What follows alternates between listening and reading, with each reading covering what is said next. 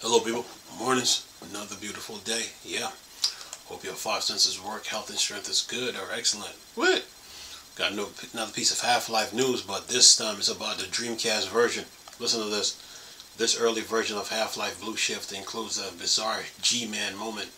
An in development build of Half-Life Blue Shift reveals a strange G-Man placeholder that seems to foreshadow the ending of Half-Life 2. Says chaos always seems to follow Valve and its Half-Life series, and things are no different with its second expansion to the original game. Half-Life Blue Shift was initially meant to be a lucrative new piece of content for the planned Dreamcast port of the iconic shooter that was cancelled at the last moment and made its way to PC as an additional expansion instead. However, an earlier version of the Dreamcast build has been unearthed on the Blue Shift. It contains includes some intriguing whoops, get this out the way. Oh man. Intriguing difference in a bizarre G-Man placeholder. With this remarkable good Half-Life build shift remakes, a project helps realize the untapped potential of Barney Calhoun experience in the Black Mesa facility. This newly uncovered version of Half-Life for the Sega Dreamcast show a different side of things discovered by Sega Dreamcast in info and analyzed by prominent Half-Life YouTuber Morphimus Blackmus Blackimus. This September 2000 build of the FPS game contained dozens of interesting differences between versus the finished product, such as the different facial models for the key characters, map layout variations, and some cut encounters with Black Ops Assassin. There are also some pretty funny Easter eggs buried in the credits. Roger Morgan, a programmer at Dreamcast port developer Captivation Digital Laboratories, who was interviewed by Sega Dreamcast Info, can be seen credited under Blood, Sweat, Tears rather than the official job title.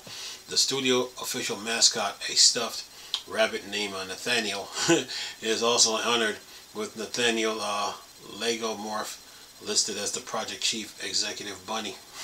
Says here, the ending of Blue Shift is also janky and incomplete in this build, and while that itself is a funny discovery, that even more bizarre is the placeholder that seems to foreshadow the ending of Half-Life 2, which was released roughly 4 years on from when the build would have been worked on.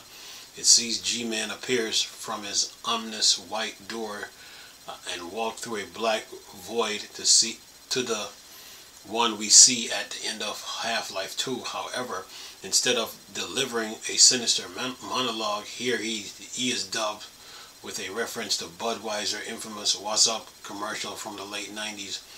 And it says, it's an amazing find and suggests that either the team at Captivation and Blue Shift creator Gearbox Software knew about what Valve was planning at the end of Half-Life 2, or this placeholder may have even inspired it. Either way, it's an unexpected discovery. You can read Sega Dreamcast Info huge deep dive and interview with Morgan Jeff Probst, a producer at Half-Life Dreamcast publisher Sierra Entertainment here. I will leave all those links in the description box. Anyway, so you got a rabbit named Nathaniel in the article. Says what is it? Got the layouts are different. Of course, the layouts is different than the than the PC version, because the Dreamcast hardware is limited. You're dealing with a 200 megahertz system and a 1 giga GD-ROM disk. Yeah, so there's only so much data you can put on that disk, and also try to get the game to run at a smooth frame rate, at a smooth pace, or frame rate when it comes to the Dreamcast, So yeah,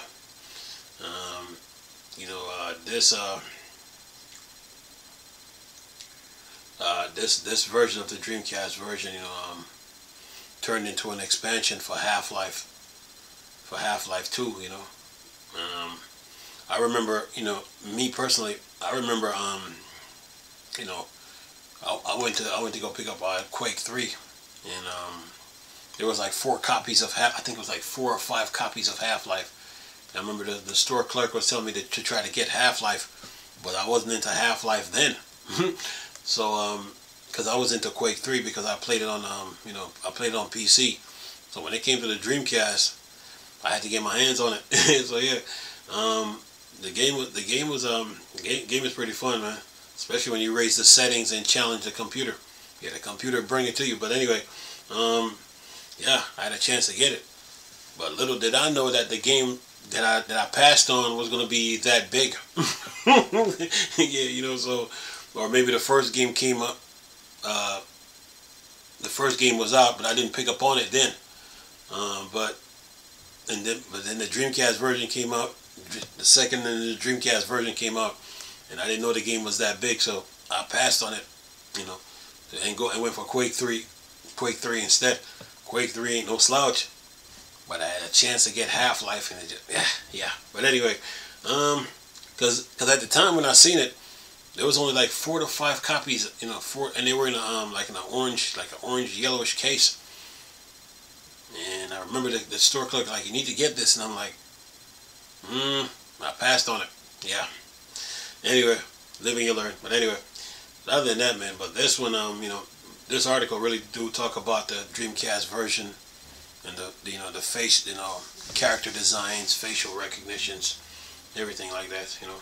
This article also have a YouTube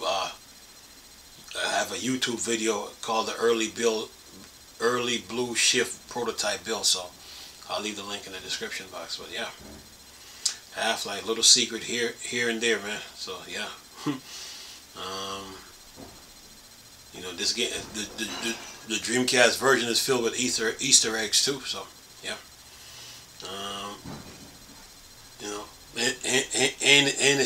and the build is incomplete. So that's why they moved it over to the PC so they can complete it. But anyway, that's my take on the whole thing, though. But yeah, I had a chance to get that game, man. Just didn't pick up on it. I would have had that. I would have had Half-Life, Quake 3, of course, Soul Calibur, Shenmue, Code Veronica. What's another good one? Another good game. Was it Grandia on the Dreamcast? Yeah. Missed out on it, man. Anyway, living and learning. Anyway, hope you guys enjoyed the video. Nice talking to you people again. Chris, Star Wars, Star Trek, Board, Dark Side. Go. Peace.